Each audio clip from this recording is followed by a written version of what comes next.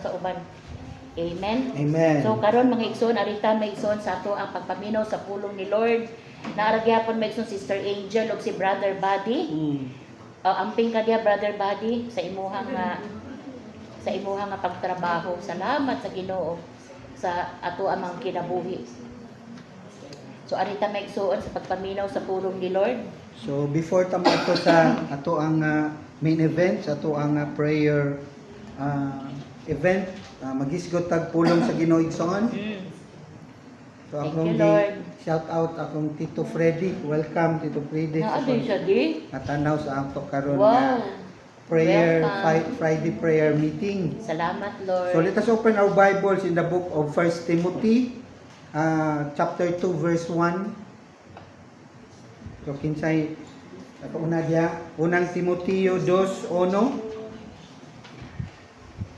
Chapter 2:1. First Timothy Chapter 2 verse 1. 2:1. I urge you, first of all, to pray for all people. Ask God to help them, intercede on their behalf, and give thanks for them. So nagingon I urge you to pray for all people, ask God to help them, intercede in their behalf, and give thanks for them. Yes. So let us bow down our heads, let us pray. Ginong Dios, dalaygon ka sa tanan Ginoo. We glorify your name, we exalt your name. Lord, salamat Lord ni ining a moment Ginoo nga niya kami karon aron paminaw, mag-receive sa imong mensahe, sa imong pulong karong kagabion Ginoo. Lord, tagay kami og more knowledge, more wisdom to understand clearly sa imong word.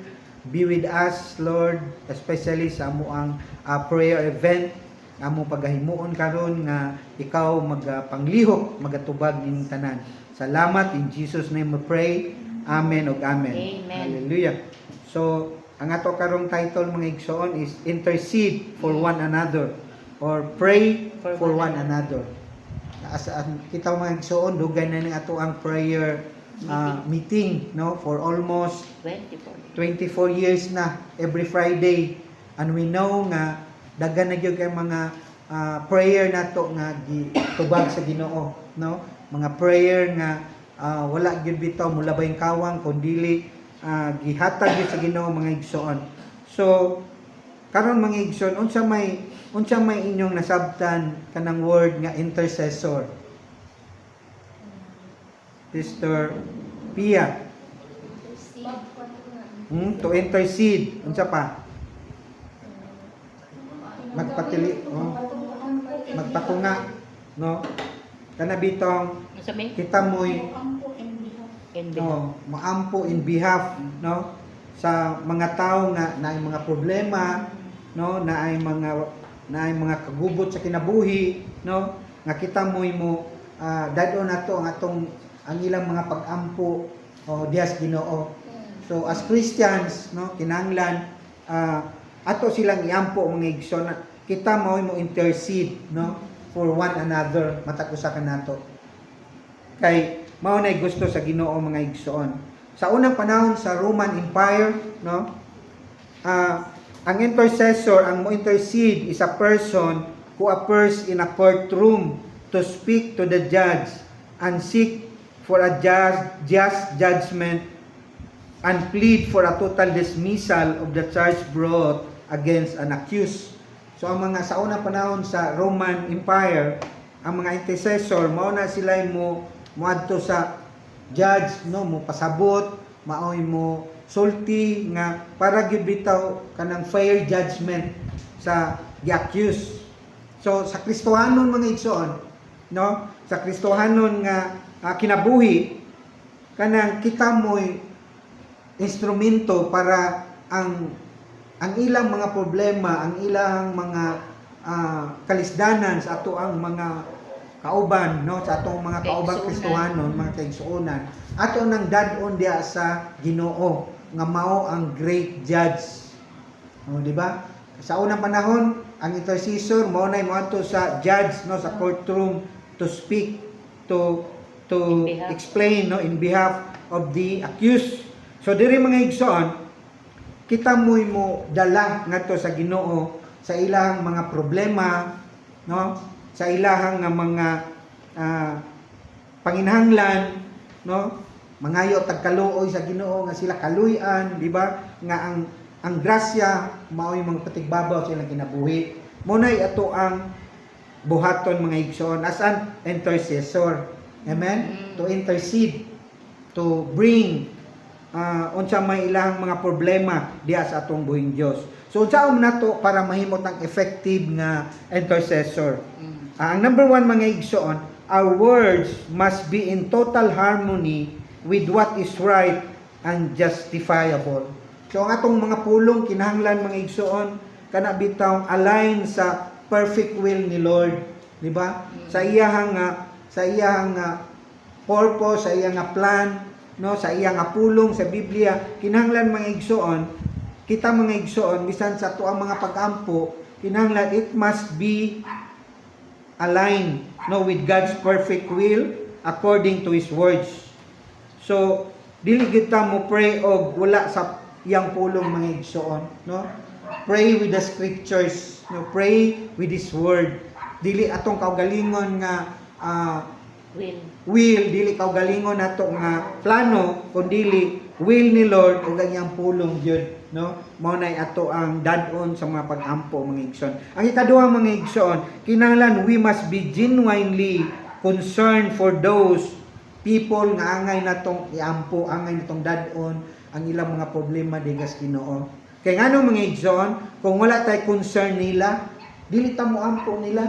Amen. Di ba? So sa inyong mga prayer, kinsa maka ang inyong mga ginampo nga kaigsuonan or somebody nga inyong na ibaluan. So kinahanglan mga igsoon kung naamoy care, kinahanglan imo gid silang i-appeal sa atong mga pag-ampo. Either atong family, no, atong mga friends, ato ang mga neighbors, mga relatives. So kung doon natin care mga igsoon, nuni napakita nga kung doon natin care, kinahanglan no naatay concern, genuine concern nga to kanila. Ato silang dadon sa mga dili lang kay ato ra kaugalingon mo sige na to ampo, Lord tagay ko ani, Lord gusto ko ani, Lord gusto kong maangkon ni, di ba no? Kinahanglan as an intercessor, kinahanglan we must pray one another, no? Pray for our brothers and sisters in Christ or sa ato ang mga family, sa atong mga loved ones, sa atong mga relatives. O nga ikatulo mga igsoon nga para mahimot ang effective, kinahanglan naatay confidence, naatay pagsalig nga ang Ginoo mutuba gayud sa ato ang mga pag-ampo, no? Nga ihatag gyud ni Lord kung unsay atong pangayoon. Kay kung wa kay confidence, kung wa kay pagsalig, wa kay faith, no? It will hinder your prayer. So unsa tong number one mga igsoon? Ang atong words, ang atong prayer is according no align with God's perfect will according to His word.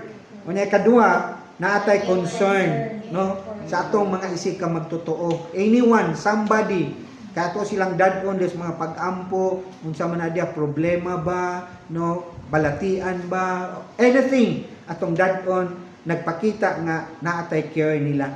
Nya ikatulong mga igsoon, kinahanglan natay confidence, natay assurance, believing dako ang atong faith nga wala gayoy atong pangayoon nga dili ihatag sa Ginoo.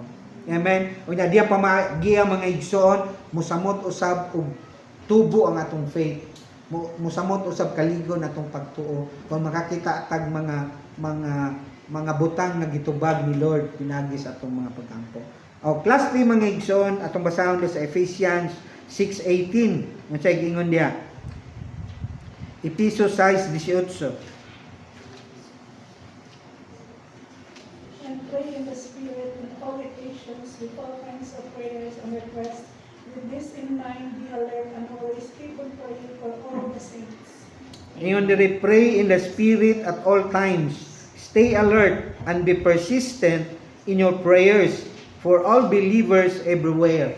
So kanunay kita mga igsoon nga mag-ampo sa ato ang mga kauban sa atong isika magtotoo. Amen? Amen. No? Unya kanang di kita mo undang, di kita mo hunong sa pag-ampo ngadto kanila. Kay ngano as an intercessor, no? Dugay na ning ato ang mga intercessory prayer, no? nga hantod karon nagpadayon ta, so di kita mo undang, no, kanunay tang magbantay, alert and be persistent in our prayers for all believers everywhere. So moro tong mga igsoon, o karong kagabion ari na ta sa ato ang mga prayer request. Amen. Salamat may igsoon sa pulong mga igsoon ni Lord. Ako may igsoon ara ko idugang